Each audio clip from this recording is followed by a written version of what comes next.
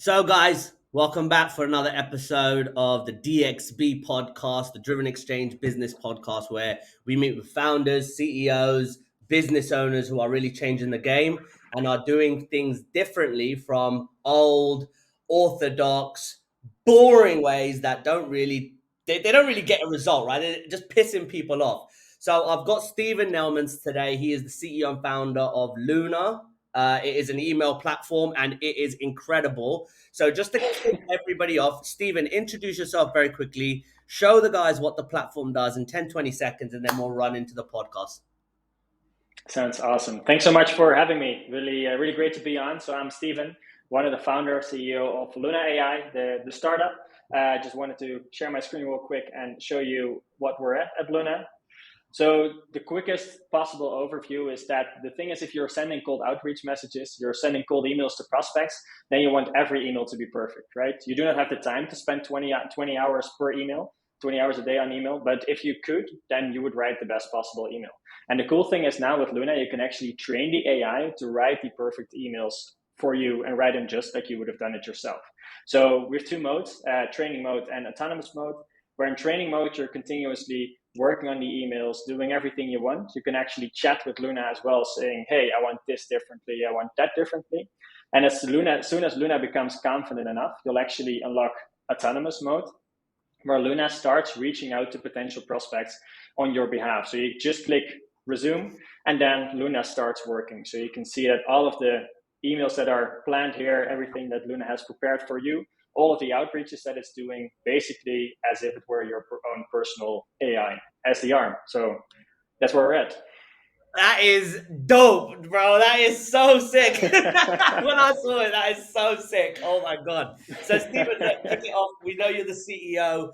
Who are you, Steven Nelemans? What do you do? You told us a brief. Jump into that, and then why are you doing this now? Why you got this platform that you built? Yeah. So I'm indeed the founder CEO of Luna AI. I am based in Eindhoven. Actually, it's a city in the south of the Netherlands. So I'm based in Europe. And the cool thing, nice. But the cool thing is, I eventually moved here. It was 8 or 9 years ago or something, to start my electrical engineering bachelor. So I wanted to become an engineer.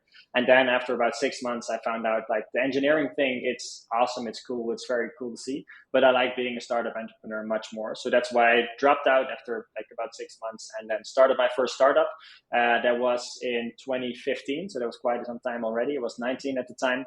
And then we grew that company to about 85 people. It was one of the fastest growing companies in the Netherlands for a couple of years in a row, which was very awesome. It was a very fun time to be working at that company.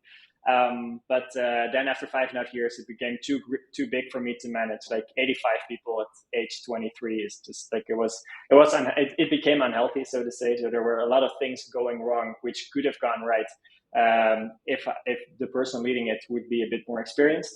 But that was an awesome experience. And the interesting thing that happened there was something completely different. It was no SaaS. It was a B2B car sharing company. So we had an enterprise proposition for companies that wanted to get rid of their leasing cars and all their ICE cars and move on to fully electric car sharing. So we had a proposition with that. We had an AI model which could predict mobility demand. So we could guarantee the availability of shared electric vehicles, which was awesome. But we had a sales team of about 10 people, and these people were spending all of their time at the office trying to get in touch with new companies, right? And we didn't want to do any email automation. We had a very niche market, and we didn't want to burn through any leads. So we had to be very, very consistent in our outreach and very careful with who we were sending emails to. And this is actually what eventually became the idea behind Luna. Also, what I said in the introduction, it's like basically if you had 24 hours to spend on one email, if I were to send an email to you and I would have 24 hours to write the perfect email, that's the level of quality we want to hit. But then in like 500 milliseconds.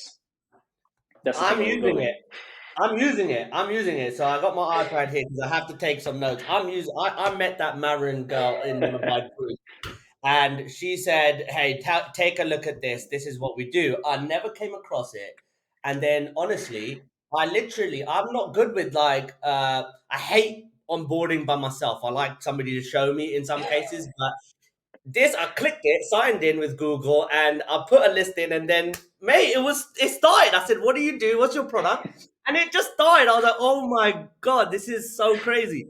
And I was like, "All right, Yeah, I awesome. got to Yeah. have this guy on here. I really got to have this guy on here." And I'll tell you what's very interesting. And you can say it's about the AI, the technology, it writes all the stuff, but the problem that a lot of people don't realize is building a domain, multiple domains, setting up all those email, the DNS settings, DK, all that. I don't even know how. I had to pay so much money to do that. Over the past 3 years, it took me 3 years to get 9 inboxes working because I Yeah. Oh failed wow. many times, right? That's what people don't realize. It's a long, long, long process. You got to have the right people. Some people will dick you over. Some people will do it. Some people will give you it, and then you have to figure it out. And I am, mate, it's absolutely a nightmare. Absolute nightmare. You've got to figure out so much shit. And now I'm doing it in a different way where I'm not doing cold calling anymore. I'm not doing cold emailing, but the right personalized emails going to the right people where there is value changes the game and everything. So I'm not arrogant, I'm not a bragger, but I know I'm one of the best cold callers out there, right? I can guarantee it. And one thing I know though is you can't scale an individual. And I want to bring value to customers now. I don't want to piss them off and say, "Hey, look, I'm cold calling you. I'm pissing you off during the day, but you want to get a meeting with me?" Like, no. So now with tools like this, it really does change the way you go to market. It changes the level of setup because, yeah, I'm sure you have to do. Well, good question. On the health side of it, keeping your domains healthy so you can send those emails and actually land those personalized emails. What goes behind that? Yeah, that's actually that's interesting. Like also from your experiences, I had the same as well, and a lot of our customers are currently experiencing that as well. Is that cold email is a skill on its own, right? It's not just sending a couple of emails, getting replies, closing deals, right? It's the same with cold calling. People who've never done cold calling before, they think you're just gonna call someone and pitch them, right? But it's like Mhm. you need to like it's very nuanced, and that's the same with cold. Like the interesting thing about cold emails, we have customers that we also help because of course we want to help people to get the most out of our product. So we help them and we just tweak like 2 or 3 little things, and they start getting replies instead of not getting replies. It can just be only like the first sentence, different wording, or like a different subject line or something like that, which then sparks results. And that's the interesting about it. But the interesting thing about it, but another one, that's the very technical issue. You, of course, in order to get a reply from someone needs to read it, and for someone to read it, it needs to hit your inbox first, right? So I'm never checking my spam folder. Like everything in spam is almost immediately delete, and I Yeah. think a lot of people are like that right now. So hitting those inboxes are that's super important, and that's a very important next step, and that's why your DNS settings and like the domain reputation of your email, like any blacklist and stuff like that, that needs to be sorted out properly, and that's something that we're currently helping our users with to get that sorted out. But in the end, what Luna is also going to do on its own. Mate, if you're watching this and you ain't used that thing, go log into that motherfucker today and use it, bro. It's crazy. So a lot of the things that I like to share on this show is this isn't like the stick up the arse corporate podcast, as you know, right? We're very, very free flowing. It talks. We have fun on here, and the whole point is to share with people that it don't matter where the hell you are in life. Like I don't know if you know my background, but I've been to prison. I've been an addict. I've been shipped out and kicked out of countries. I may not look it, but I'm 37 years old. I was a very, very bad boy. I've made headline news in America. That's how bad I was. But now, Wow. moving forward, after 15 years of fixing my life, breaking myself down, coming back up, going like breaking up with relationships, a fiance, now separation, these things have literally gone boom, boom, boom. Like it's not just it's gone boom. Like I'm explosive, I'm chaotic. So a lot of people are very, very shy when it comes to failures, right? They are very, very um, let's say they're reserved in saying, "Look, I fucked up," or I did this," right? Because they're afraid of the backlash because of the school system and how people have taught you how to react. Your parents, you do that, you're gonna get in trouble.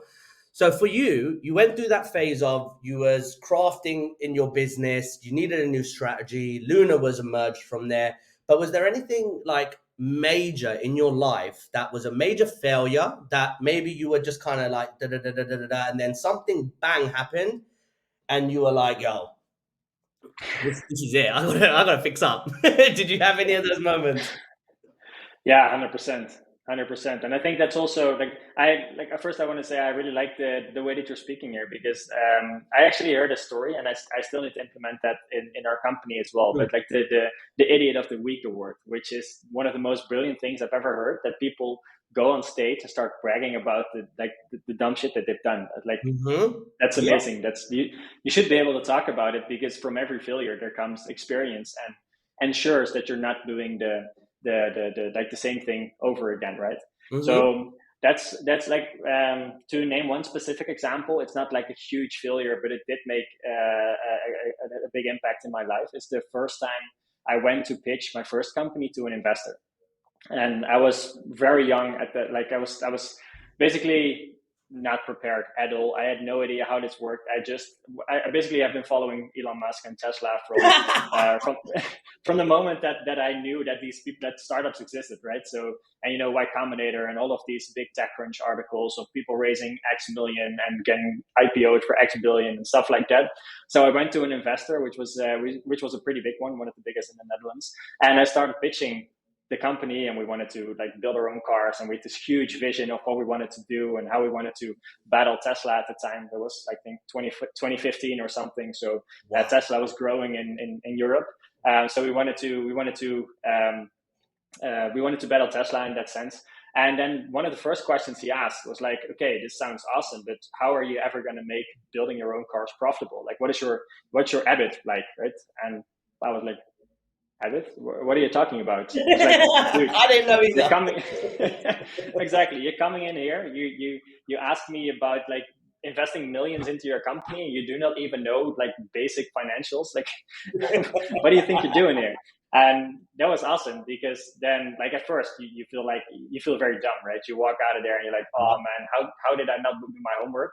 But then, like, in front of his door, I googled EBIT. I learned about the basics of financials, and I never got my unit economics wrong again.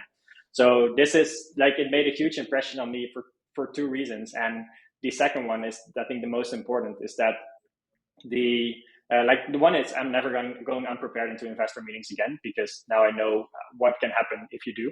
But the second thing is, I'm really glad that I went unprepared, because now I learned a lesson that I'm never going to forget.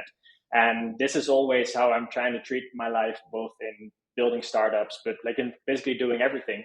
It's just give it a try, right? The worst thing that can happen is that it doesn't work out, and you're going to try something different. Of And course. that fear of failure that is absent has significantly helped me in everything that I've done so far. Mate, I'm fully with you, right? Don't ever be a quitter, because that's why I kept doing drugs for so long. I wasn't going to quit. I needed to go. But then I got locked up. So fuck me. But anyways, in You terms had of to. financials, right? I will tell you a little. I'll tell you a little story about financials with me. So the second that I started a service-based business, and oh my god, what an absolute headache. Never again. I'll never hire people again either. That's, I say that proudly. They are the biggest headache in the world when you're trying to tell people to do what you think you, they should do like you, but it's impossible. So when I started to get a lot of money, I was going on holidays, everything. It was so much fun. I was going to plush restaurants, 300, 400 pound meals in London. And then my account, and the reason why, because our accountant was saying, look, you guys are growing by 400%. You guys are sitting on 82% gross profit, 51% net profit. We were shocked. So I was very happy about that. And I kept seeing, though, like the spreadsheet was always very different from the bank account, right? I was like, something's not adding up. So after the first accountant, who said, oh, he was some Indian guy in South, and he's like, oh, don't worry, just leave me the things. I ended up paying £400 to the tax man for no reason. I was like, I'm firing this guy. Then I went to another guy. He tried to charge me 3 times more. Then I went to another guy. Like, I went through 4 accountants to get to the one I did find just previous before this one. And what she taught me or showed me was on the basis of a book I read called Profit First. I don't know if you've ever read it. It's by a guy called Mike Mikowski.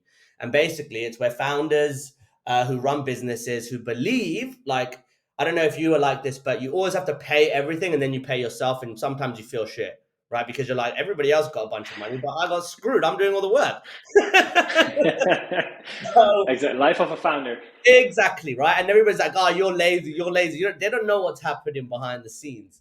So I found this book and it showed you how to, a second you get money, you literally automate your pots. Boom, boom, boom, boom, boom. 5, 6 pots. Tax, employee salaries, OPEX, founder salaries, and then I think it was something else. And that helped me with my finances in a major way, right? And I was never the type of person to go seek investment.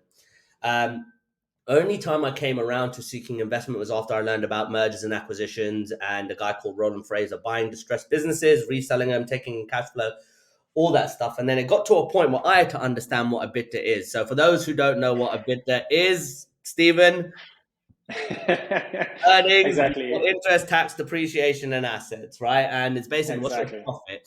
And if you Exactly. don't know That that, was the main line, right? The question was, how much money are you going to make with buying cars? And then he asked about EBIT, but he just wanted to. If I had bluffed my way through there and said, like, we're going to make a lot of money with like percentages, margins, stuff like that, then like I would have at least survived that question. But yeah. but look, it taught you something, and I wouldn't know how to manage finances now, how to increase profit margins, how to lower OPEX, how to streamline. I wouldn't know that without these mistakes. And that's why Idiot of the Week, 100%. telling people about this stuff is seriously important. Like, it really is important. I think we're going into a world where, look, you've run big companies, like people have run big companies before. Now you have the power. I've written on my profile, I've got a lot of newsletters about it. You now have the power to have an Iron Man suit and a one-man band. If you are really, really good, now you can really 10x yourself. And if you're super incredible, you can 100x yourself. So if you're like me, you can 100x yourself, right? Now, with an email tool like Luna, ChatGPT, Bubble, Make.com, um, oh my God, the amount of GPTs I've made right now to actually streamline work is incredible. So I know I can do 100 times more work than I could with a team of 15. Okay. For Yeah. yourself, what did you learn? Like, out of learning about finance, out of learning scaling your second company, building a company to 85, what do you think was the biggest learning lesson you took from that, that you would have others really, really like highlight this clip and say, learn from this? What was your biggest learning lesson from those little pieces in your life, those major transitions? Yeah, I think it was a combination of everything that you just said, right? Like, and I think as a founder, there are a lot of founders saying, "Hey, I'm a tech founder, I'm a sales-driven founder," stuff like that. Everyone has their preferences or their emphasis in their skill set, but I personally believe that you, as a founder, like as a CEO, it doesn't matter if you are with like 2 or 3 or 5 or 10, or doesn't matter with how many people you are. I think you need to know a little bit of everything. And it's the same with like finances, with tech, with growth, with sales, with like you need to be able to read the balance sheet as well as closing customer meetings, right? Because Mhm. if there's something going wrong in your company, and well, you know from experience, I know from experience, and probably a lot of people listening as well, that there's stuff going wrong every single day and every single minute of every single day, because when you're in a high growth environment, you don't have the time to do everything properly. So a lot of stuff will break down. It doesn't matter what breaks down in the end, you as the founder will be the one to fix it, right? If all shit hits the fan, so to say, then and these people just cannot figure it out, then you have to be the one to fix it. And that's why I believe that you need to have a little bit of everything. Like, you need to be able to put yourself in that CFO's position, in that CTO's position, because also these people are not going to figure it out. And Mhm. that's, I think, a very important one, which has become a lot easier with all of the AI tools that are around right now. So I taught myself how to code with GPT-4, like with ChatGPT. So I built a couple of web apps just to figure out how it works, and with, of course, the help of my engineering team. But I wanted to understand how this technology works, right? Where it can go wrong, how features works. I didn't want to be like the obnoxious founder that just go to the engineering team like, hey, customer just asked for this, please build it, which without realizing it's like weeks or maybe months of work, right? So that's a really big impact. So now I understand how difficult it is to build something. Same Yeah. for finances. Like we are venture backed, so we've raised an investment round. So I want to know every single moment of the day how long we still have, how much we're investing, what the ROI and everything is. Not because I want to do everything myself, but I want to make sure that that it doesn't go unnoticed. Like that, not the runway is like 20% less, and I find out just before we hit rock bottom, right? I want to know it every, and that's what I believe is the job of a founder, to just understand. You do not have to. You should not be micromanaging. You should be understanding, and those are two very different things. And that's something that I would say that if there's one thing that I tell new founders to work on, is do not excel in the thing you're already good at. Focus on the stuff you do not understand yet, because that's going to help you way more in the long term. So I've got a question on that. And again, you are super inspiring. You're 23, 23 or 24? I'm 28 now, but 28, yeah, 28, running a yeah, venture-backed company, second startup. Your knowledge and your passion in building businesses and how you're managing them is very, very interesting. And I want you to explain to some, just to give them awareness, right? I'm exactly like you, where when you are running your own company, it is your baby. Like, you know, for some reason, you just know every area. You know what's happening in marketing, as long as you've got the right systems and processes. You know what's happening in marketing. You know what finance looks like. You know what the bank looks like. You know how to tell the differences. You know what your employees are doing. You know what's working, what's not, what message works, what the ICP is, your documents, all that shit, right? And then you go to exactly. somebody like, "Hey, look, can you let's have a meeting. Let's talk about this, how we can make this better or make any improvements." You're micromanaging me. Like, you haven't produced shit in fucking 3 months. What the fuck do you mean micromanaging you? If you had produced something, we wouldn't be having this meeting. So what do you do in those situations where, like, I could have easily fired the person, but then there's sometimes where, like, they'll do nothing and then they'll go boom, like massive spike, nothing, and then boom, massive spike. And you don't want to be a dick and be like, listen, I'm gonna fucking fire you if you don't hurry up and do your shit. You can't do that, right? So you have to do Exactly. it in a very subtle way, in a vulnerable way, in a very strategic way. You have to empower them. And that's why I don't have fucking energy for that shit anymore. I empower myself, drink my coffee, do my work 10 times faster, don't have to check it with anybody and just go.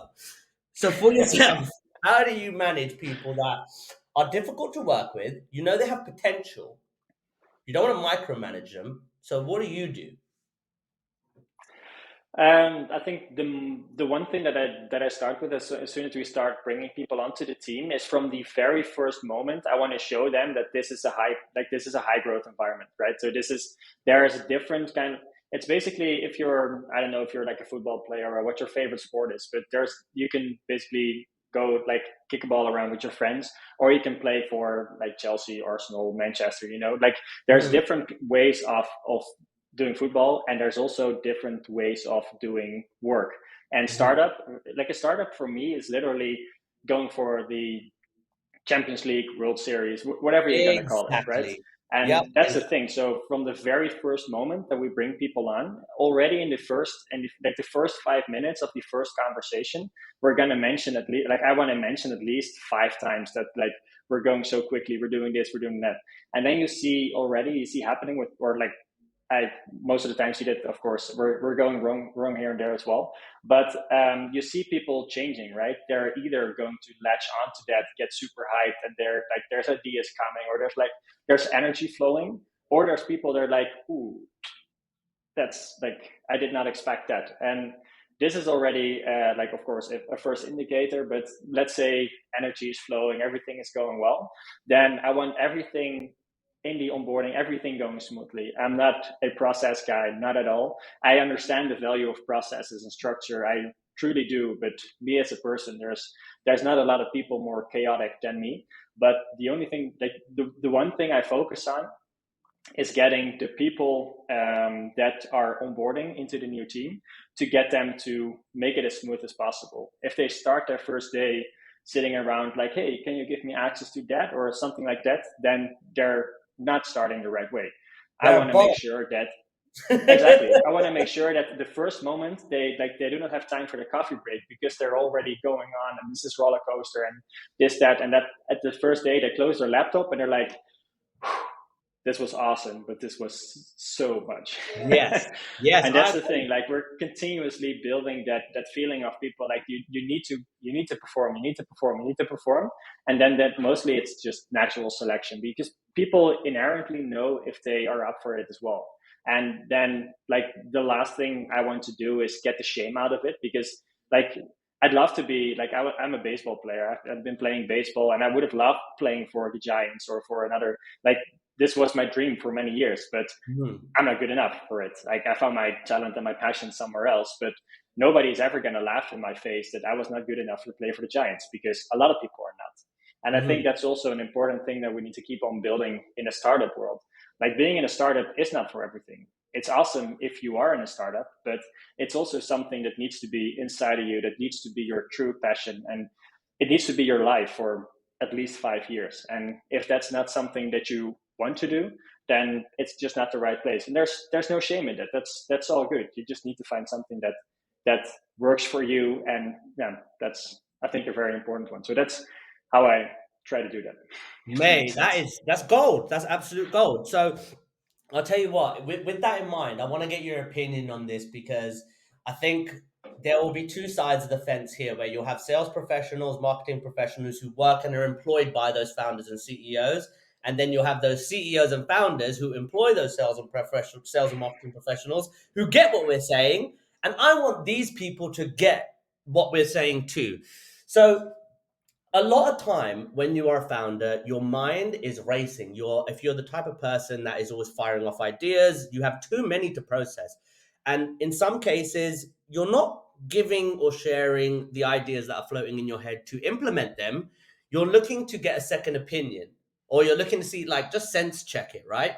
And in some cases, I remember, and these are the things that I've learned from as being a host on the podcast and guesting people like you. When people say you're going too fast, chill out. You need to relax on the weekend. It's too much. And even my wife used to be like, the weekend is for relaxing and family. I said, shut the fuck up. Bums and average people are going to be the ones who want to sit around on the weekend and do nothing, right? That's who they are. I'm the one who's going to be working my bollocks off and making something of my life. And it's not because I don't value family. It's not because I don't value that special quality time. If I'm energized, if I'm aware, if I'm passionate, like the fire is burning so hot inside you as a founder, there's no need to take a break. If you really love it, you don't need that break, right?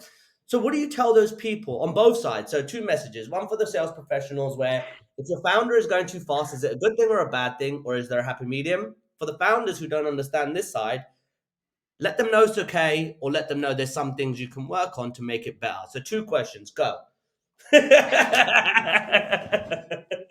Nice, setting the stage there. But interesting question, and I completely understand what you're saying. I think the first thing I want to say is that they're like these people that you're talking about, the two sides, they're two different kinds of people. That's okay, right? There's also like basically yeah, like a forward people in the team and defenders in the team. Like if you're talking about football, they're also different kind of people, right? They go on to different stuff and like they like different stuff. So it's normal. I think the main thing is to find some kind of balance between bringing these two together. So as a founder, you need to be mindful that you're not employing other founders, because if you have a team of 10 people with a founder personality and a founder mentality, they are going nuts because nobody is actually doing the work. So you need to respect that as a founder. You need to understand that, but you do not have to accept it all the way through, right? And Yeah. the other way around as well. So if you're like the first employee in the team, or like the first people joining the team, there is a vast difference between the person that founded the company and the first person that's going to join the team. And that's Mhm. also okay, because to make it work, if you have 10 goalkeepers or 10 strikers, then a team doesn't work, right? And that's the same within the startup. So I think there needs to be a balance. And if I like, from my personal experience, what I've seen with the people that I'm working with is that the most important thing is trust. That as a Yep. founder, I'm not of the mentality, like I do not have the ability to oversee everything. I just like look at the machine and I basically ignore everything that's going well. And I'm going to focus on the stuff that's not going well. But I need to trust that when I work with a team and people are actually brought there because they're great executors and they are going to focus on something, I need to trust that they're actually going to do it and that it's going to be well executed and stuff like that. And I think building that trust is a very important one. And ways to build that trust is, well, like you said, right? There's like the founders and the people within the team. When a founder says something, they do not want to people just saying yes every time. They want a second Yes. opinion. Like Yes. if I wanted to be like adored or wanted to be like in some kind of hierarchy where I'm the boss, then I would have worked for a different kind of company. I would have got some like middle management job somewhere at a corporate where I could be like very corporate and tell everyone I'm a director and basically get all of my get my hierarchical sense from that. I want to work with a team of very driven people. And the only reason I'm the founder is because, and together, of course, with my co-founders, the only reason that we're the founders is because we're the one that took the first step. But apart from that, we want people around us who energize us. That's one of my favorite Steve Jobs quotes. And I know it's been used a lot, but Steve Jobs always used to say at Apple, we don't hire people to tell them what to do. We hire people so they can tell us what to do. Exactly. And that's what I'm always looking for. If I start firing off ideas or talking about stuff or like, hey, we need to fix that, we need to fit that, and people say yes and they get to work, then I'm like, okay, how do I know that this was the right idea, right? I'm also just guessing. I also do not have the entire oversight, and that's why we need these people to have these interactions with us. So, You're summarized. absolutely Yeah. right. Nail on the head, mate. Nail on the head. So here's a trick one. How many times do you let somebody fuck up before the trust is gone?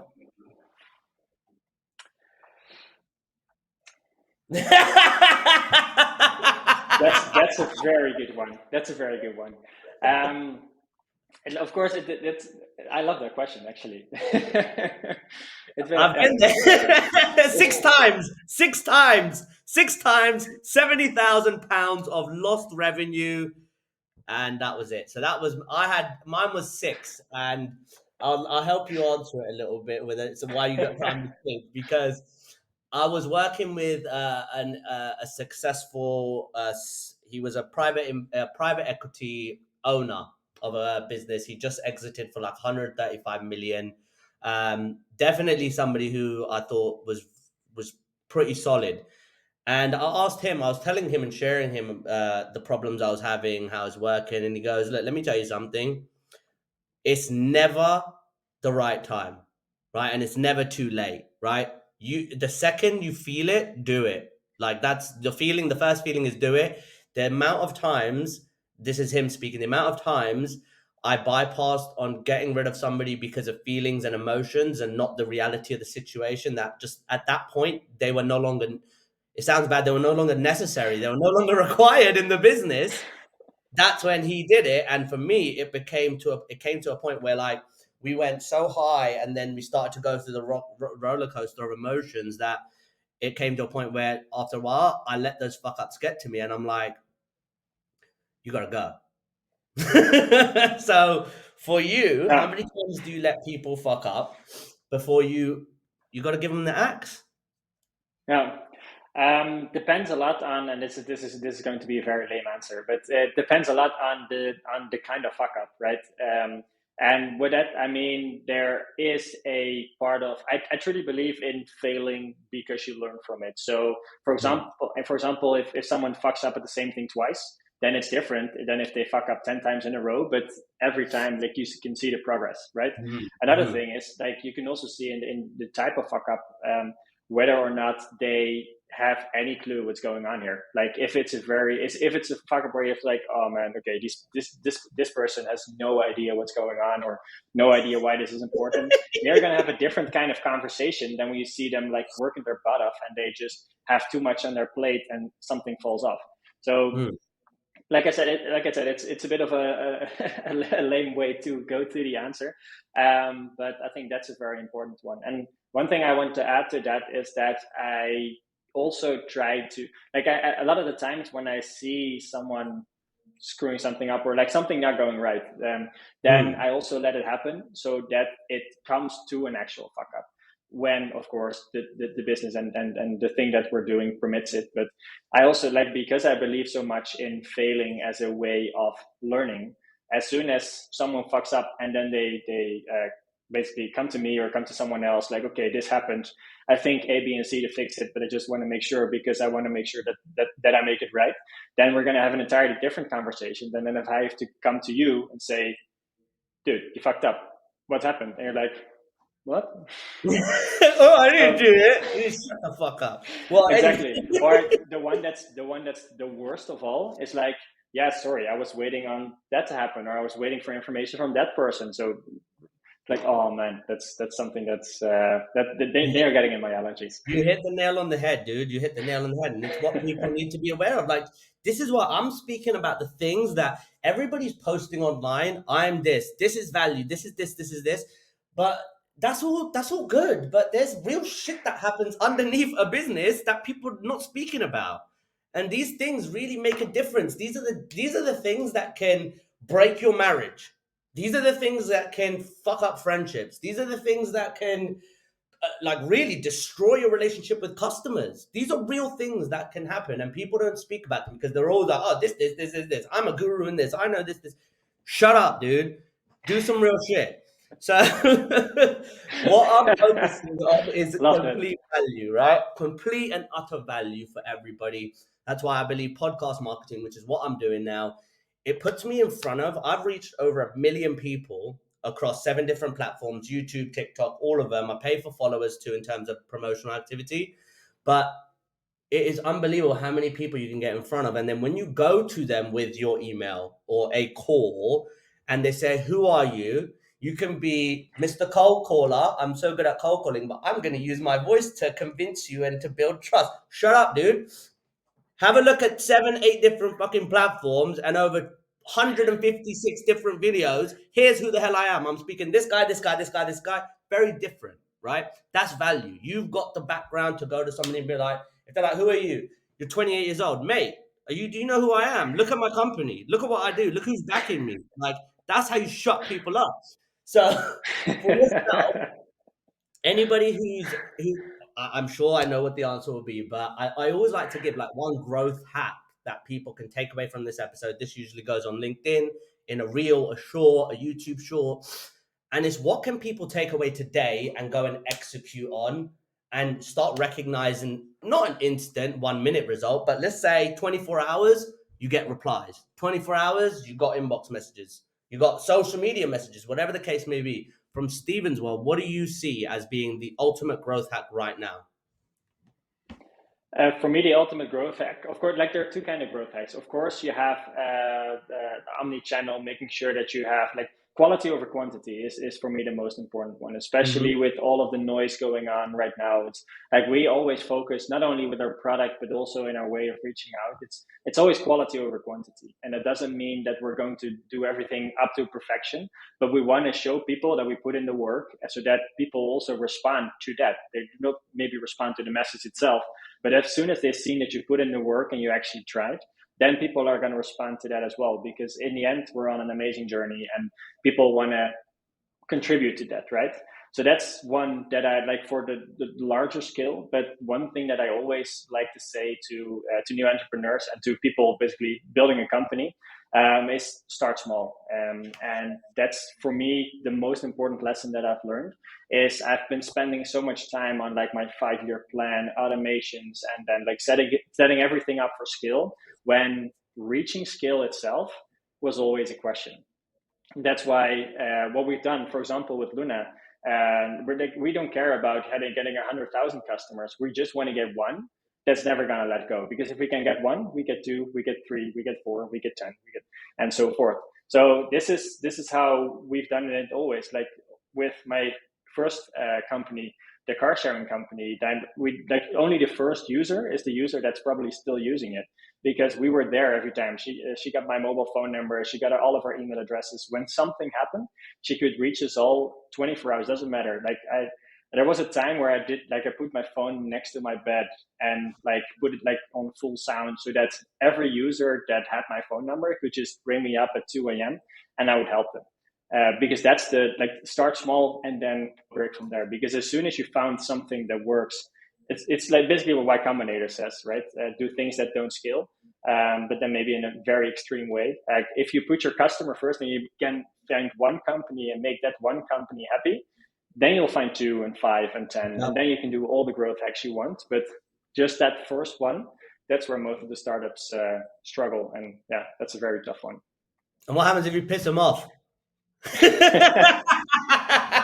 They don't work with you again, and then you end up with 42% churn rate. They got to fix it anyway possible. It doesn't matter how. You just gotta like, and that's also something interesting. Like sometimes customers are really bad people, not necessarily bad people, but they're like rude, or they don't understand. Take advantage. Exactly. They take advantage, for example, and like a lot of people do that. And there's 2 ways to respond to that. Either you're saying like, "Oh, this doesn't work, and I want to focus on the good stuff and stuff like that," or you just accept it. And most of the times, these people you can even turn them around, right? If someone is not happy with the product, they want a refund, or someone is getting like verbally aggressive or something like that. If you just like get off your high horse and level with them and like explain what you're doing, listen to them. I think before you start explaining, first listen to them, because that's also very valuable feedback. If you do not understand why this company or why this person got very angry with you, then you're never going to prevent it when it happens a second time. And that's also what we do. Like one thing that's interesting about this company is that about Luna is that everyone in the team, it doesn't matter if you're like a founder or you're working in sales or marketing or engineering, everyone has support shifts. So we basically had all these support windows. We cut them up by the number of people we have in the team, and everyone is doing equal support shifts. Because the thing is that support is not just like an annoying channel where people can post complaints. It's the most valuable channel that you have for getting feedback. And we want everyone in the team to understand what our customers are going through every second of the day, so that they can all put all of their work in to get that customer happy. And the more we do that, the more we can build it into the product, the more we can automate, the more we can scale, stuff like that. But the very first thing that everyone in the team needs to understand is that that customer is the only reason that we exist, and the only reason that you can pay your rent and that you can get your food and stuff like that. The only reason we can do that is because we are doing everything in our power to make that one customer happy. And then after we succeed, then we'll move on from there. You're absolutely right, mate. You are absolutely right. And people are sleeping on support bots very much so. I never saw the true value in them, because I thought the biggest thing about needs and wants today is instant gratification. And when you message a support bot or chat bot, typically the answers are 12, 24 hours. But now they don't realize people are actually sitting on the other side of that chat bot. They've got it on their phone and they're actually responding to you.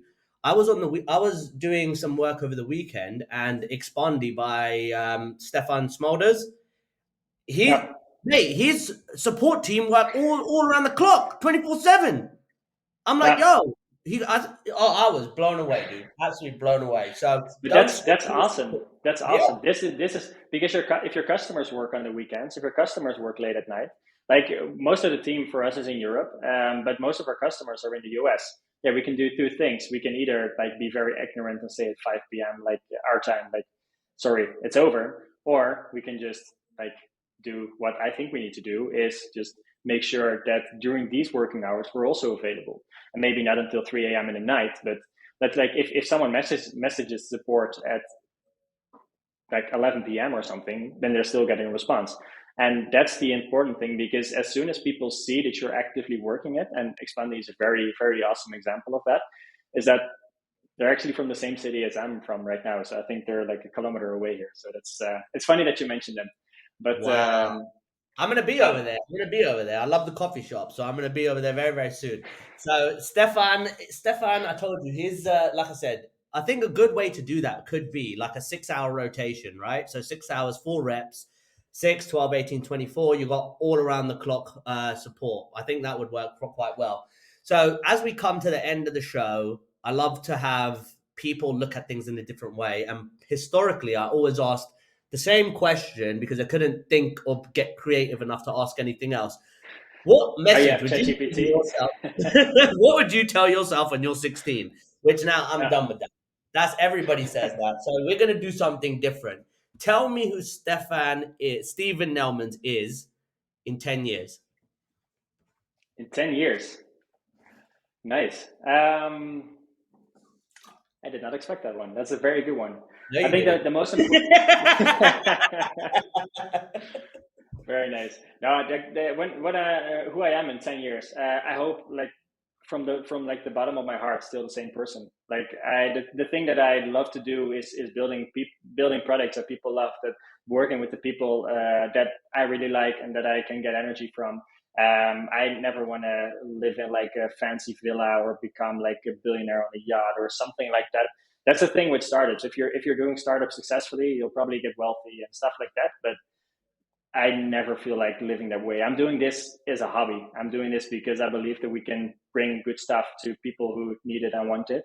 And the thing is, with sales, like a sales AI, it's not necessarily that people think that we're doing something for the greater good, but our mission is to save up people from the 24 hour, like for the 40-hour work weeks, right? They're SDRs all around the world. The only thing that they're doing is staring at a computer screen 10 hours a day, just writing messages that an AI could do as well.